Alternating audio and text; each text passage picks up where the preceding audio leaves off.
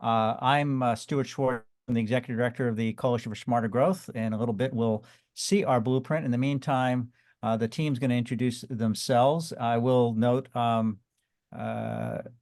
in each case, they will tell you where they live and their favorite form of transportation. Good afternoon. I'm Cheryl Court. I'm the Policy Director here at the Coalition for Smarter Growth. I live in DC, and my favorite way to get around is by bicycle, especially in a protected bike lane. And I am Sonia Brehe. I am the Northern Virginia Advocacy Manager. I live in Falls Church, and I am loving getting around by an e-bike. I borrow my neighbor's a bunch. It's my favorite, but now I need to get my own. Hi, everyone. My name is Aisha. I'm CSG's Communications and Fundraising Manager. I live in downtown Silver Spring. My favorite way to get around is definitely the bus, especially this summer with the red line closure. All right, folks. And unfortunately, Carrie Kosicki, our Montgomery County Advocacy Manager who lives in Silver Spring, cannot join us. She had a death in her family. We're also joined by two-star University of Maryland interns. Caitlin and Mason are here today. They've been just a terrific help for us this summer. So we're going to go ahead and give you, I think, a quick poll. Is that right or not yet? Bill needs to introduce himself. Oh, sorry, I forgot Bill. Sure, forgot me. Bill Pugh, Senior Policy Fellow with the Coalition, and I live in Alexandria. My favorite mode is a tie between my own bike and the awesome Capital Bike Share e-bikes. Yeah, thanks, Bill. So before we get into the presentation itself, just some housekeeping things. So everyone's video is off.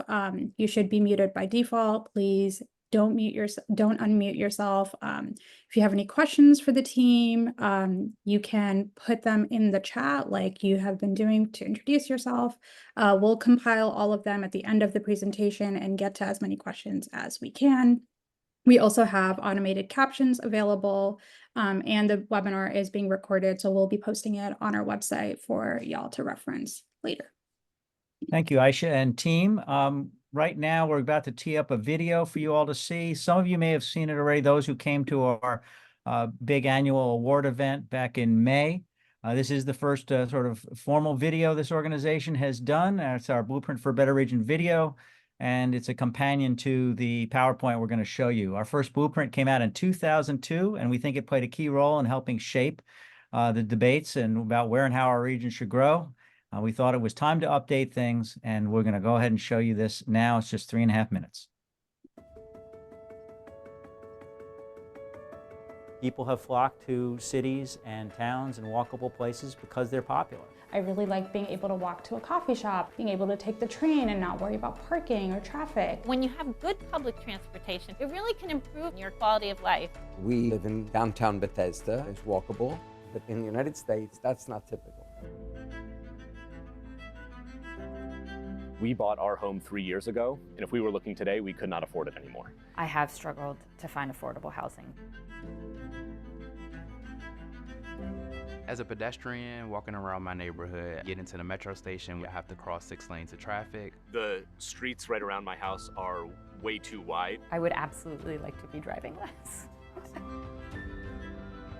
Transportation is our #1 source of greenhouse gas emissions. If we can reduce the amount people have to drive by giving these other options in a walkable community, we've done a lot to help the planet and help our local environment. Housing and transportation go hand in hand. When people aren't able to afford to live near school or work, they end up having to look farther and farther out to find housing that they can afford. And ultimately, that makes us more dependent on our cars to get around, and that makes our communities less connected, harder to navigate, and it makes the climate crisis worse. At the Coalition for Smarter Growth, we know that there's a better way to grow, and that's what we're working for. The more housing supply we can offer, the better for affordability. I live in a duplex. We love that we still have a bit of outdoor space of our own, but we also love that the community is dense enough that we have easy access to all kinds of amenities. Our vision is a network of livable communities tied to our transit network. And I think the best way to do that is the improvement of the bus network and train service. I chose Kenleytown mainly because of its walkability and it's located on Metro. think diversity is one of our biggest strengths. The building we live in has a real diversity of ages, family styles, and a combination of people from different countries. We really like that. We think that's really healthy to see. I want to see parks, playgrounds, and bike lanes. Smart growth is really cool because if you do it right, it deals with so many different issues simultaneously. Sustainability, equity, housing affordability, and transportation, which is what the Coalition for Smarter Growth is advocating for. The Coalition for Smarter Growth has been the leading voice, offering an alternative to the outward sprawl and traffic-choked roads that too many people have to deal with. Today, thanks to our advocacy, tens of thousands of people have the opportunity to live in great walkable neighborhoods. The Coalition for Smarter Growth has been fighting for walkable, transit-accessible, and inclusive places for over 26 years, and it's really exciting to be part of the next generation of advocates joining that fight. We're fighting for safe streets for people walking and biking, abundant and affordable housing options across the region, public transit that takes us everywhere we need to go, and building walkable, inclusive places across the DC region. If you give people the choices to do what works best for them, a lot of people are going to choose to live more sustainably. If you have a vision for what you would like your neighborhood and your community to be, you should get involved. Your involvement and your financial support will enable us to win this fight for a more sustainable and inclusive region.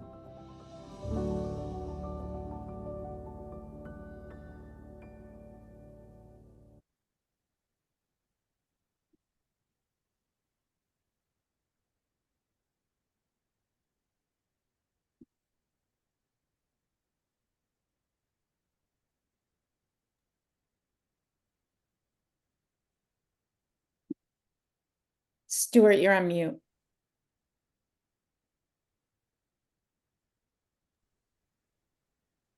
Stuart, you're on mute. Bear with me, everybody. The rest of the team is doing great. I'm the one messing up. Well, I think people got the memo. People are filling out the poll. Perfect. Thank you guys for filling out the poll. We now know, of course, which smart growth issues you're most passionate about advocating for. I was just wanted to add on the video, thanks to the whole team that worked hard. We had a number of advisors from our Champions Council of Advisors and marketing friends here in the DC region. We also had great help from our videographer and his team, Jesse Strauss at Forward Frame Media. So we'll monitor the poll. We're up to 73% participation.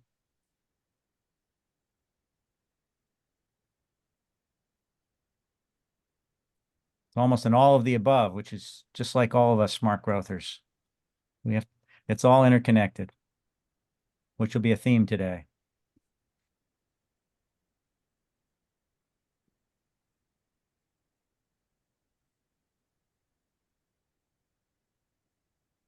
So it looks like people are really passionate about transit, which is great.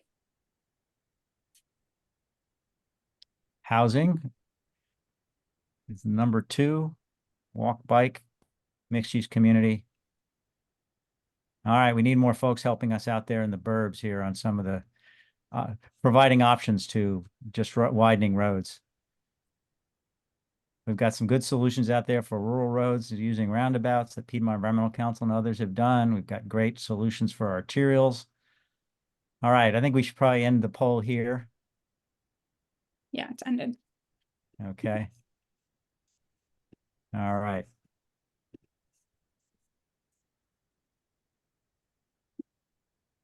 Do I need to take it down?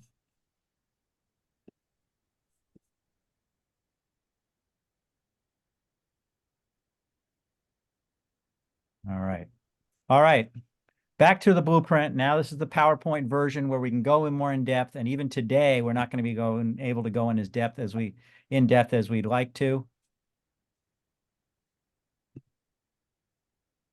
Hold on. All right. Here's our region. You know about our mission. You heard about it in the video.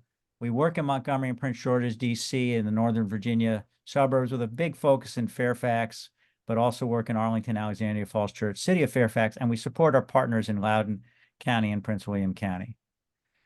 And this is about the future that we would all want, and that we know we're all seeking to live in healthy communities, in thriving communities with a great quality of life for us and our kids, with housing choices, transportation choices, and a sense of community and connectedness. And get around, and we also want to get around more easily, whether by bus or metro or walking, have tree-lined neighborhoods and destinations we can get to very easily. But unfortunately, too much of us have to deal with this challenge every day. On the upper left is the line for dropping kids off at school, which is a new world. Many of us older folks walked to school back in the day. And then we also have dangerous arterial roads like in the upper right, and we sit in traffic an awful lot.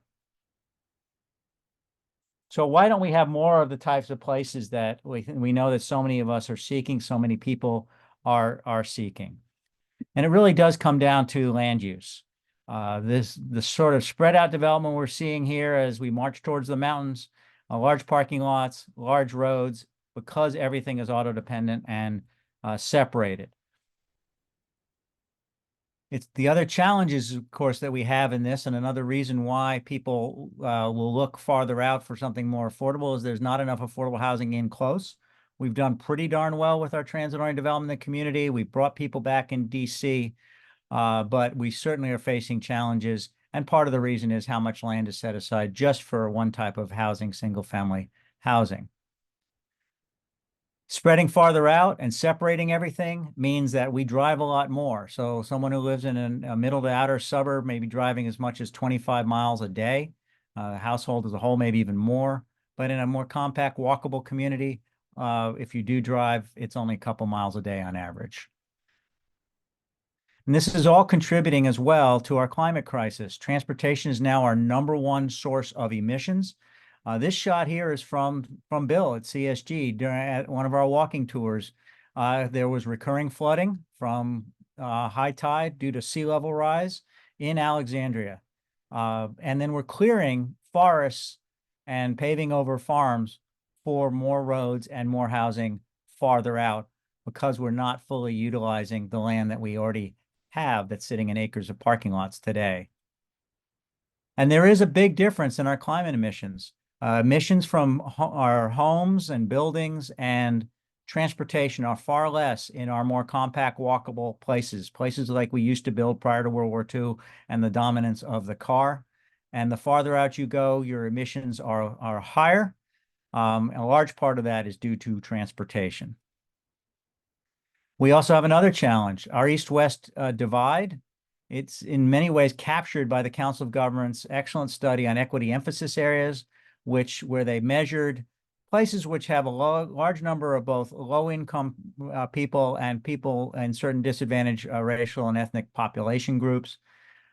Here, the east-west divide between the east side of DC and the west, Prince George's and the west, as well as areas of challenges like the Route 1 corridor in Fairfax or Manassas, places where we want to make sure we're making good investments in the community, but we're also trying to address the east-west divide, which we'll talk about in a little bit.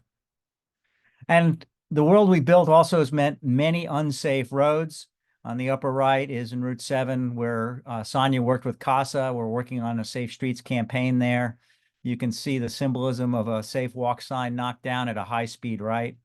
And our national partner, Smart Growth America, is in the process of their 3-part release of Dangerous by Design report. Once again, we're showing that Black community members are over 2 times as likely to face death and serious injury due to car crashes, and lower income residents are more likely to be affected significantly more than higher income residents. Yesterday was phase 2 or part 2 of Dangerous by Design. We'll put the link in the chat, and part 3 will be in July. And all this is also tied to the high costs we're paying to live in this area. We know housing costs are high. Again, often people will look farther out for something more affordable, but then your transportation costs really kick in, and you're going to end up paying a higher combined housing plus transportation cost in impacting your household budget. But we know there's a better way to grow. We have played a key role in that over our 27 years. And since our release of our first blueprint in 2002, and the iteration since, but we wanted to talk about it in a new way today. And again, it's all interconnected. You saw that from the first poll that we just did with you all, that transportation, land use, housing, equity, the environment, health, all interconnected. We think smart growth solutions, a blueprint for a better region solution, can address so many of these. But we've organized it under 3 pillars: inclusive, vibrant communities, housing for all, and sustainable transportation choices. Now I'll start with inclusive, vibrant communities, the sort of walkable, bikeable, transit accessible communities where we feel connection, where we all can come together. Oops. The first part of this is seeking to locate our communities and walkable mixed-use communities near transit, and we are very fortunate to have a world-class metro rail system with development that this region has encouraged at all of the stations, and development that is coming to stations like Addison Road, Seat Pleasant. And this is the backbone for our regional growth, and should be. The Council of Governments has committed to it. They've committed to locating 75% of jobs and housing at our high-capacity transit stations. We're not shown on the map, of course, is the purple line, which we are going to see. Our partners have advocated for that for years, and it will finally get done. But we also have other opportunities here. The thriving communities we've been able to build were first modeled not only by our city and older communities like Alexandria and Hyattsville and old parts of College Park, but also by the Transatlantic Development Plan in the 1970s by Arlington. In the Roslyn-Ballston corridor in the Pentagon City, you can see this is an old map which needs updating. There's somebody's name I won't repeat there. It is now National Landing. We'll have to get a new slide from Arlington. But in this corridor, these 2 corridors have just 11.7% of the land area in the county. It's been over 50% of their tax base for a really long time. And it has been perhaps the most highly successful transatlantic development in the country. And what we're seeing in National Landing is a transformation of Crystal City into a truly vibrant, walkable community. The results are very evident when you compare on the left pie chart. 75+% of people are biking, and rolling to those metro stations because of the planning that's been done there and the development. The stations farther out, like East Falls Church, West Falls Church, and Vienna, 75% of people are still driving or being dropped off at those stations rather than walking to them, because we have not completed the transit-oriented visions for those stations. And below that, you can also see that key to metro ridership is transit-oriented communities, and that it was significantly increasing as we headed into the pandemic in 2019, and we're coming back to restoring that. But it's also about, again, learning from our main streets, our main street communities like Delray.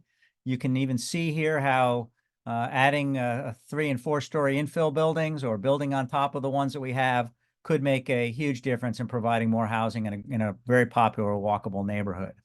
And it's about transforming these arterials. And this is, of course, not one of the worst arterials in the world. And this one actually happens to be out west, but the firm that gave us the transitional slide used this one, and it shows how much more humane it can be with buildings built to the street and 4-story buildings in this medium density example.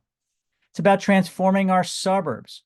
If you look at the upper right, and these slides were pioneered and promoted by Dwani Plater-Zyberk, a terrific firm of new urbanist architects that helped found the movement. And in the upper slide, you can see that you're going to drive for every trip, and it's going to be on that arterial road, which we're then going to have to ask the Department of Transportation to keep trying to widen fruitlessly. And your child can't walk to visit their friends or to school.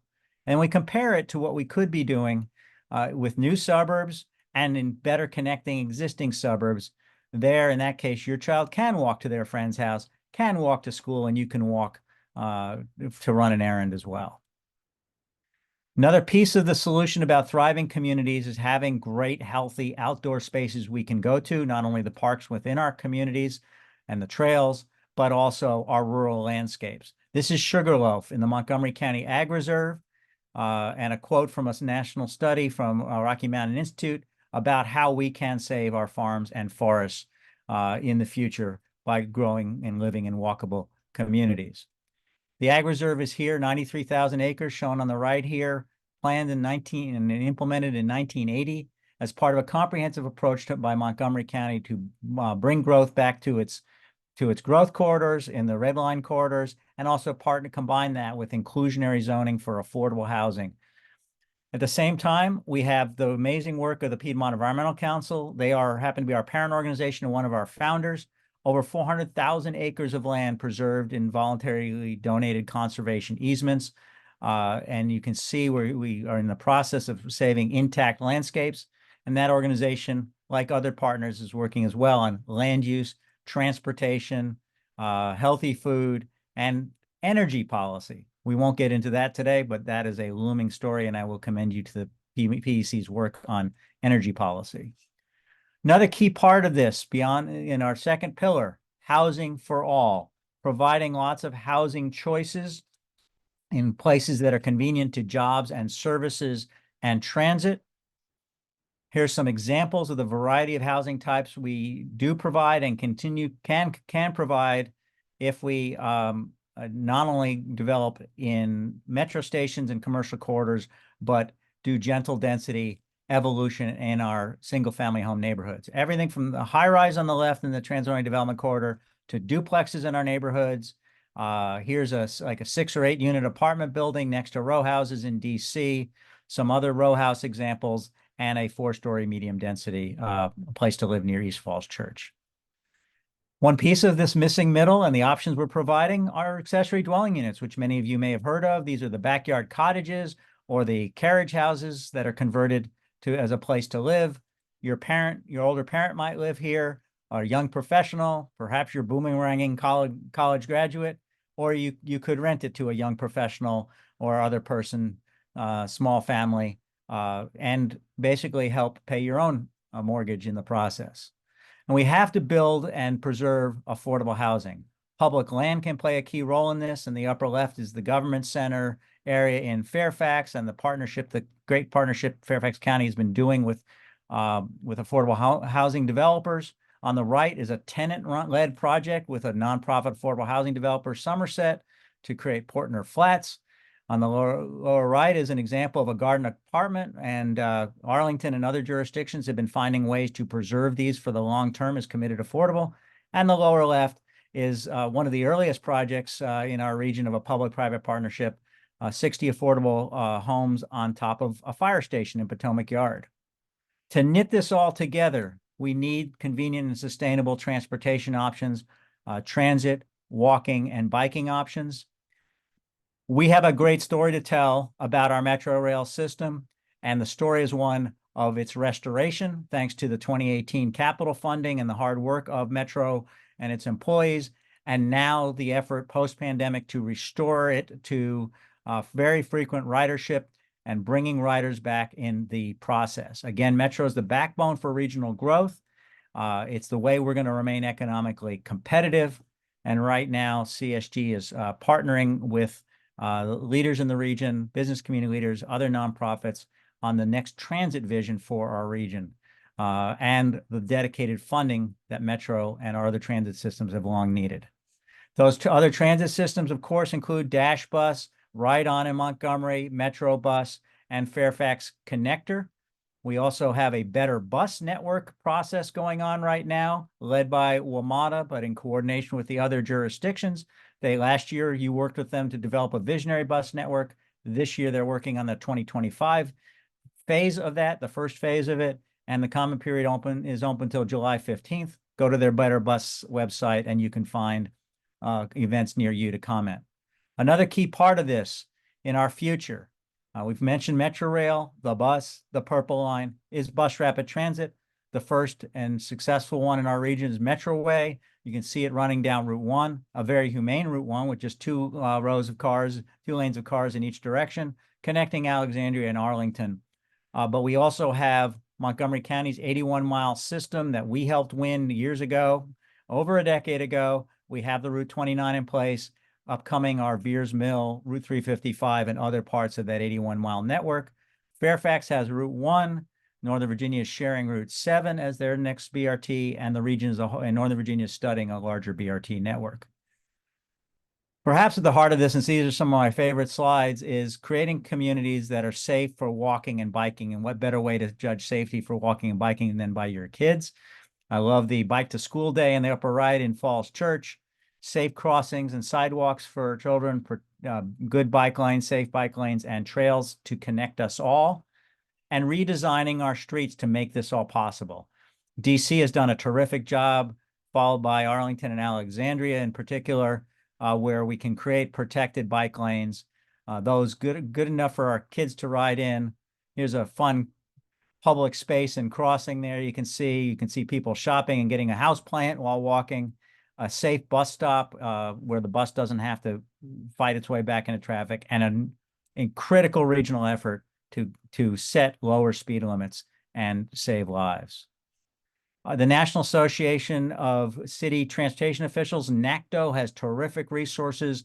We like this one because as we're debating the downtown future in DC, how to create a great, vibrant place, there's no better illustration of how to put people walking and biking and our public spaces first, rather than just moving more cars. We think that's going to be key to the future of downtown. The other thing we have to do on transportation is to deal with our larger road network and what the best solutions are for that road network. In our view, the best solution has always been Metro Rail, our larger transit networks tied to walkable, inclusive, transit-oriented communities. And multiple times, the Council of Governments has backed us up in their scenario studies, showing how effective this could be. Because we have tried to widen the roads, as we have with the Beltway. Now we have hot lanes on the Beltway. But because of induced demand or generated traffic in a busy, successful metropolitan area, those roads can fill up again. And as we see with the hot lanes on the right, they always have a bottleneck at their at the very end. They have continued traffic in the general purpose lanes.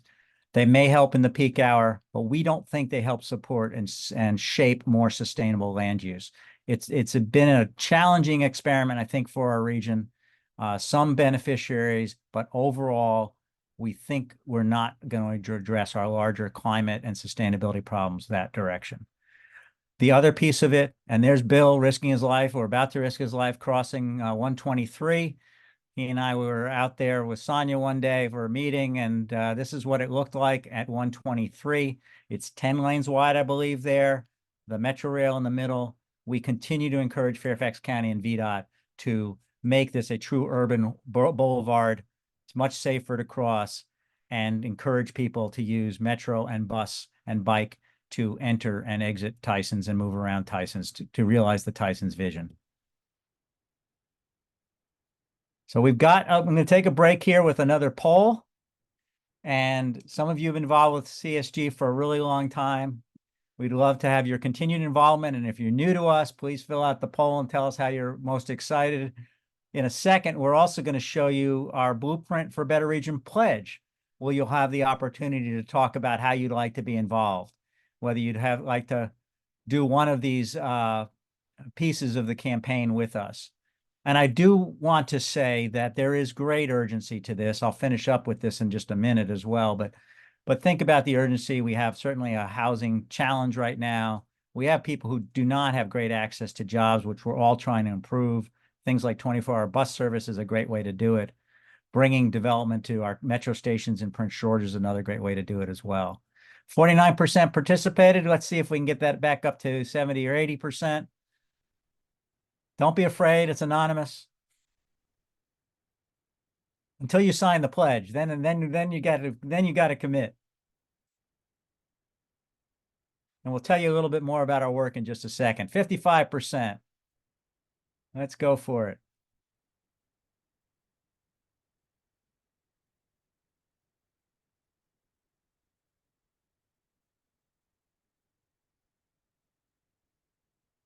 And all of you can at least say help with advocacy campaigns, because those might be your own in your own neighborhood, where you might be looking for a protected bike lane or a safer crossing or safe routes to school for your kids, or some more housing options, more frequent bus service. Again, don't forget WMATA's Better Bus Network outreach right now as we're speaking. Sonia, I think I'm going to stop it here. We've got 61%. Thank you all for all who are committed to helping with advocacy campaigns, those wanting to volunteer at an event. The social event doesn't have to be at your house, by the way. You can just host it at your neighborhood bar. We're happy to see you there. Or perhaps you even want to work with us on a walking tour that has the coffee shop or the bar at the end. And if you don't want to become a monthly donor, we'll still try to visit you towards the end of the year for our end of year fundraising campaign. Individual donations are about 25 to 30% of our support. Foundations about 55%, and the rest are terrific corporate donors in the smart growth development, architecture, planning, transportation firms. All right, let's move on. Hold on. All right. So this is the team. You get to see us all in the center picture, and Sonia's in action with our great allies at CASA on the left, working for the Safe Streets in Culmore.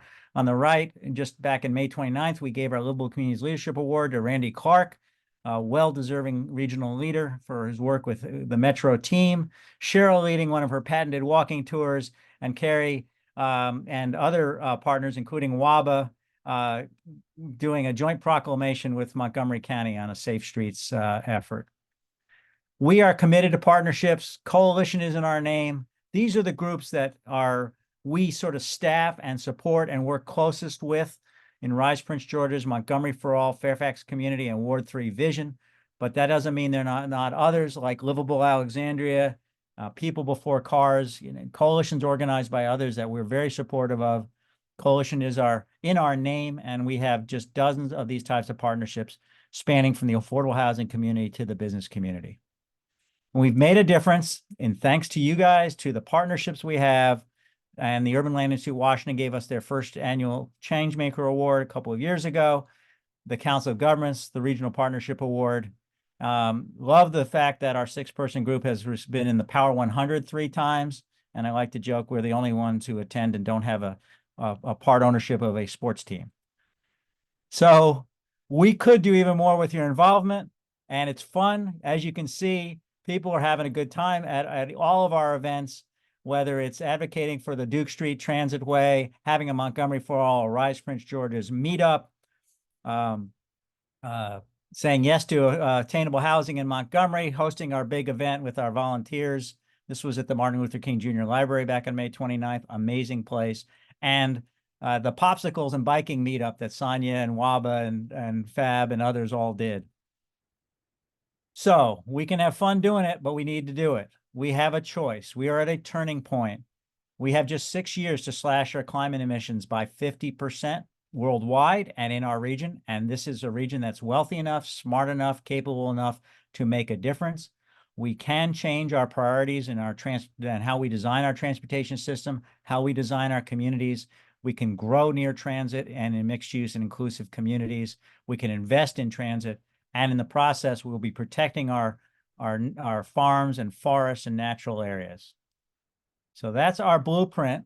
Here you will have a QR code you can scan to take the pledge, to be a champion for the blueprint and for walkable, bikeable communities with abundant and affordable housing.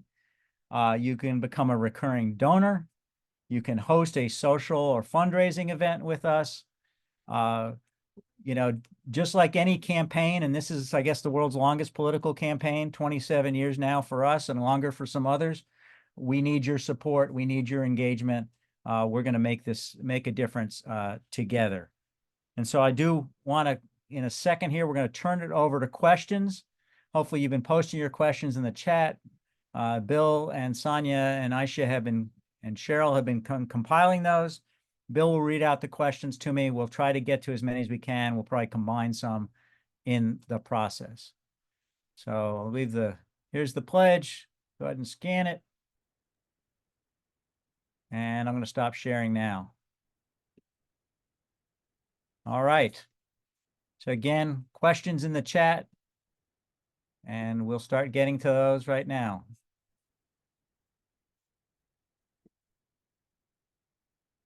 And if we don't have specific questions, I can definitely go into more depth on any of those topics. We would love to come show the blueprint in your community. There is so much to talk about. There were so many images we could possibly show that capture what we're talking about. And we can certainly bring up images from your very own community of challenges you might face, but also what these solutions may be. I think Cheryl and I, who are the veterans here, have showed our original 2000 blueprint about 1,000 times in the years since. But we're using this again as a framework for how we could and can shape regional growth. And as I've noted, the Council of Governments is largely committed to this, as have many local jurisdictions. I remember former Chairman Bulova in Fairfax County saying, transit-oriented development is our future. And you also have seen the huge commitment to affordable housing from our elected officials, the movement on missing middle in Arlington, Alexandria, and Montgomery.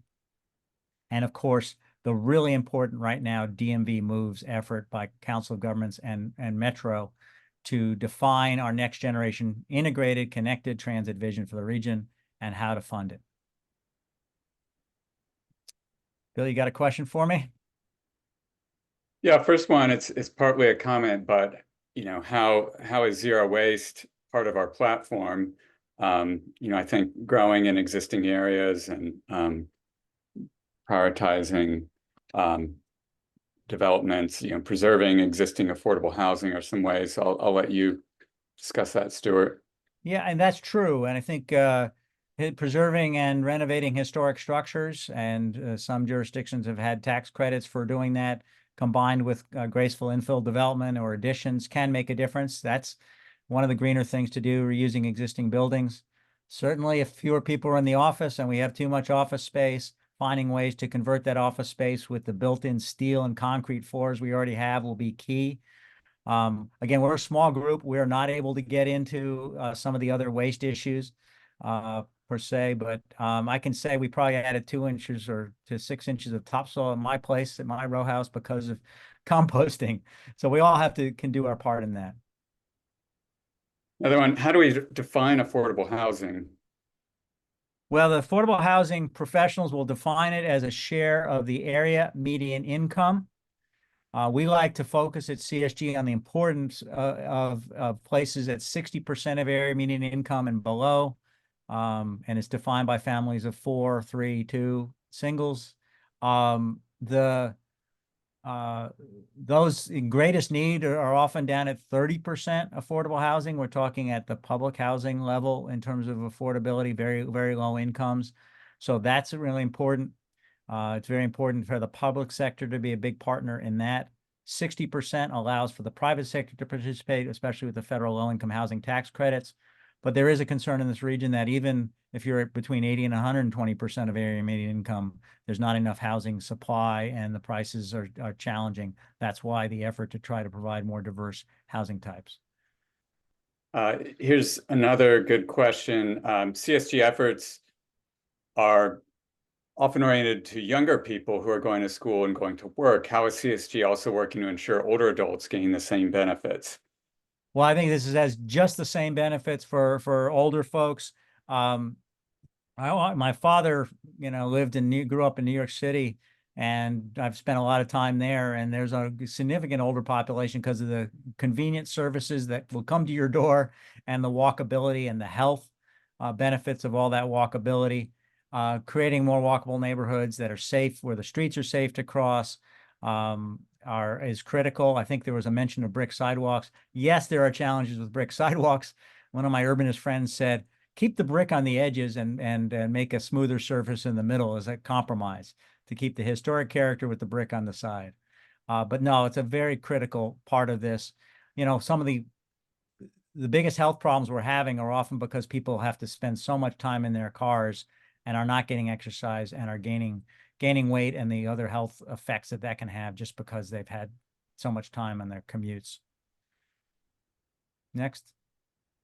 Question is how CSG collaborates with local and community groups in our areas. One example was where this questioner is interested in rapid transit in the Branch Avenue Route 5 corridor and Prince George's and down into Southern Maryland. Cheryl, maybe you could talk about, you're doing some work getting the question in the chat. Can you talk about your work with Rise Prince George's in particular? Yeah, so we've been collaborating with Prince George's residents for quite a few years in a group called Rise Prince George's, and really making the most of the assets of the county in order to create vibrant, walkable places and protect great natural areas as well. And so we've been working. We've been doing a lot of we do tours around walking tours around metro stations. We did one around Branch Avenue Metro Station in the fall, and continue actually to have a lot of focus on the Blue Line corridor in particular, which we're excited that the government has made a priority with 4 metro stations running along Central Avenue. We see that as a great opportunity to focus growth rather than spreading it all over the place. And while we do not work in Charles County, in the past, we've assisted, and there was a lot of great land conservation in their some of their last debates over land use, with an idea of creating walkable, networked, connected Waldorf and La Plata. And certainly there's been efforts to study the possibility of different technologies for better transit connections down to Waldorf and La Plata. Sonia, in turn, has been working in Fairfax and with a couple of different partner groups, and can talk about that.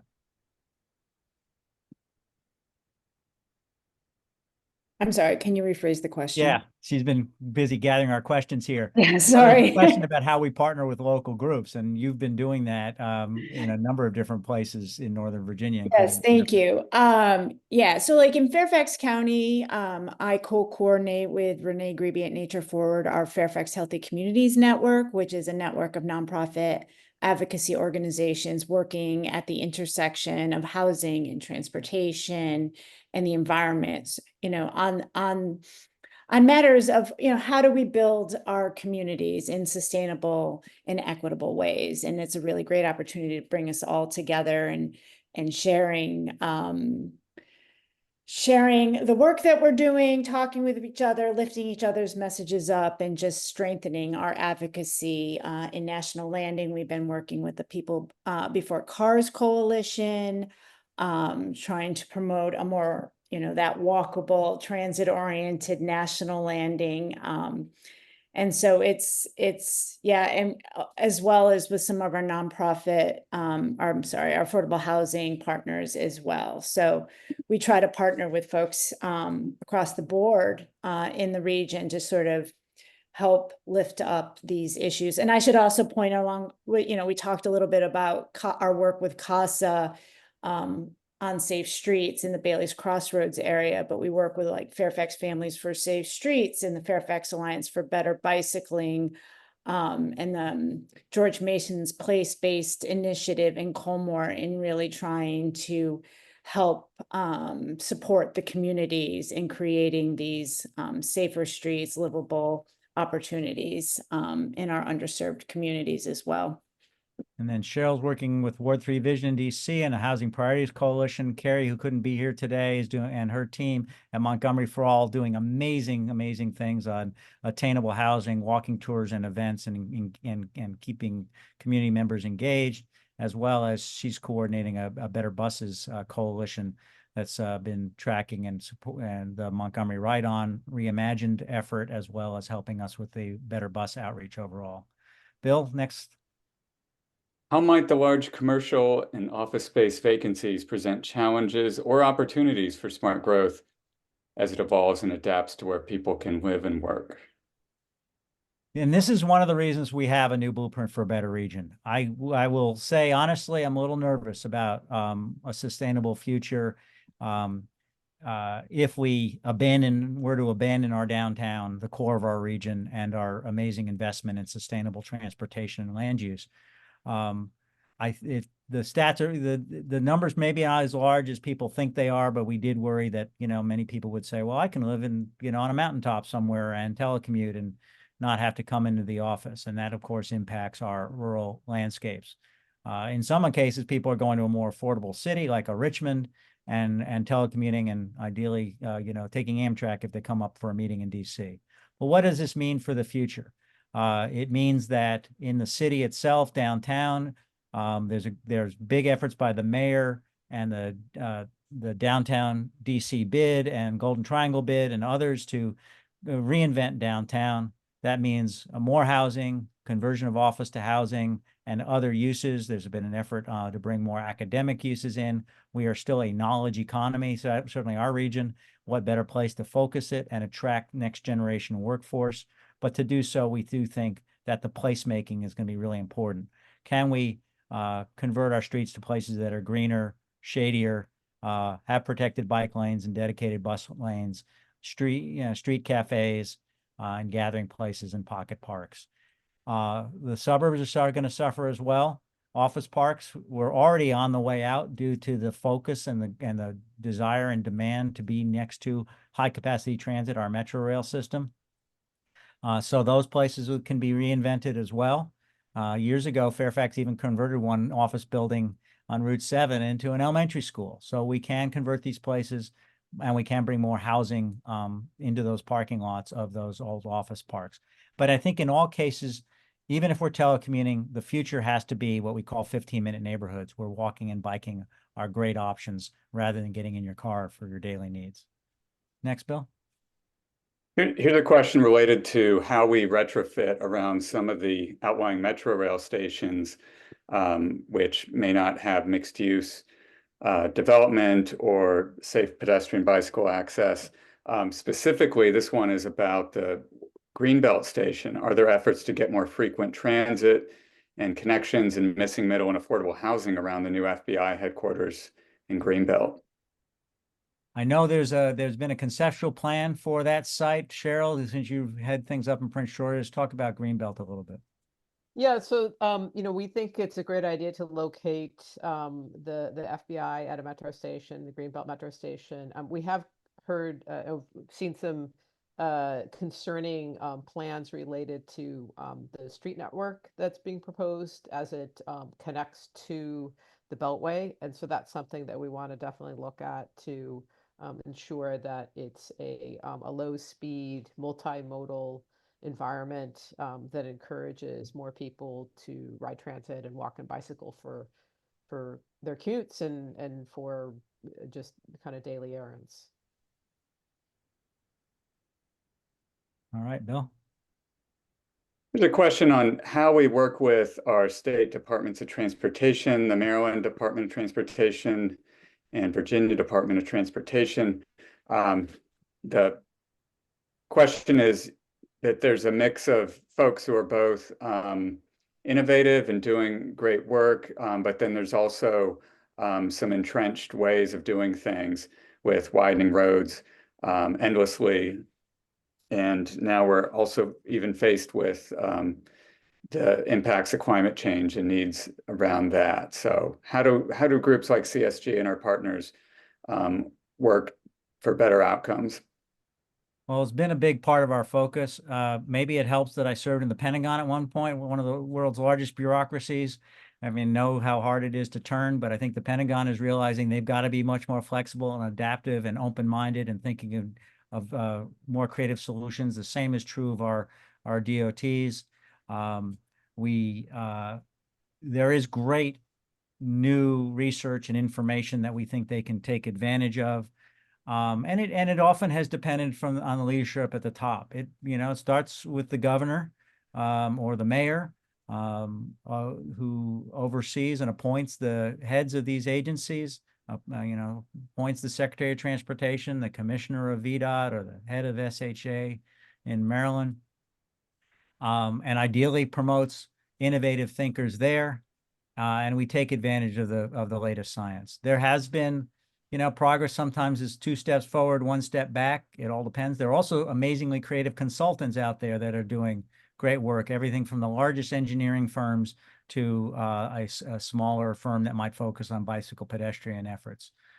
We think it goes to our priorities in spending money, our priorities in how we select projects, and in this way, SmartScale, which CSG helped win in Virginia, was a great example. It's not perfect, but it has resulted in better project selection, more cost-effective projects, and more transit projects as a result. It helps to have reforms at the federal level, which are led by our friends at Transportation for America and Smart Growth America and other groups. We didn't get all the reforms we wanted in the last transportation reauthorization. We'd like to see others. It's about finding ways and convincing to shift funding to safety, to safer street design, to transit, and to finding innovative solutions. Right now, I think some of the most creative work might come out of Maryland and MDOT under leadership there, under their secretary, Paul Wiedefeld, who formerly headed Metro, as well as their other leadership to look at better prioritization, climate-friendly transportation solutions. Next. Who is the most important audience for the blueprint? How are we going to use it? Oh, that's a good question. All of the above. I don't know. We've been wrestling with this. Here's what I think ultimately that's guided our work for a really long time. In a democracy, it's our elected officials who are the key decision makers. They are the key decision makers at the local level. They are the key decision makers when they come together at the Council of Governments, and they are key decision makers when they're in the state legislatures or elected to governor. And so the question is, how do we inspire and win leaders who will implement these types of changes? Certainly, we will seek to show this blueprint to as many elected officials as possible, but we would like you all to also take the lessons learned from here, the ideas, the concepts that we need for housing and safe streets and sustainable transportation and land use to your officials. They do need to hear from you, whether it's by an email or even better yet, by in-person, meet and greets with your local community associations, all absolutely critical. We cannot endorse candidates, although we brief all candidates who are willing to hear our briefings. Some groups do candidate endorsements tied to housing and transportation and land use solutions. So that's an important piece of the puzzle. But you know, being involved in your local community and certainly in the electoral process is important. Got time for about one more, Bill, maybe two. Aisha, where are we? Do we need to circle back to the pledge?